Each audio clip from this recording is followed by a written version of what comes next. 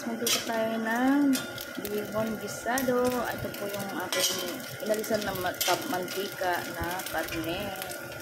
Lagyan natin yung bawang sibuyas. Ayan po yung bawang sibuyas. Hinigisa ko na po yung transparent. Ayan po, isa na din yung aking bawang sibuyas. Lalagyan natin yung karne ng manok na hinimay ko kanina.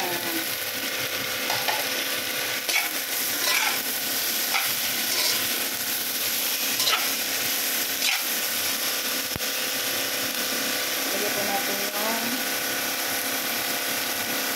atswete para po ma-orange.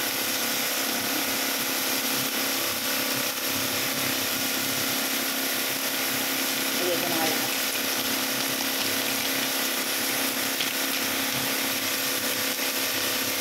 Ayan, nilagay ko na yung paminta saka soy sauce.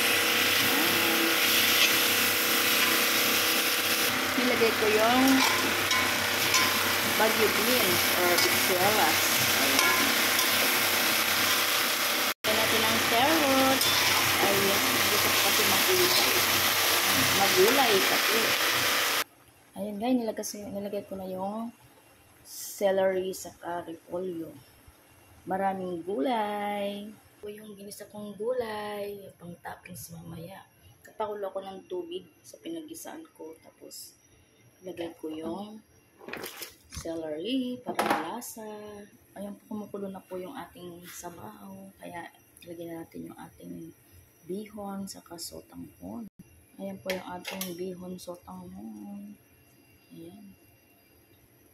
Hintayin natin siya na i-absorb yung sabaw niya. Ayan po. Ayan po, malapit na po siyang maluto. Patuyuin na lang natin siya para absorb yung sabaw. Para hindi siya tutsyang. Ayan guys, malapit na siyang maluto. Ayan. Tuyo na siya. Haluin ko na lang.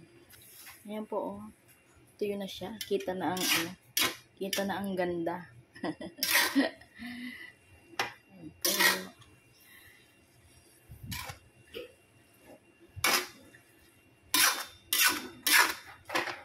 Kain na tayo.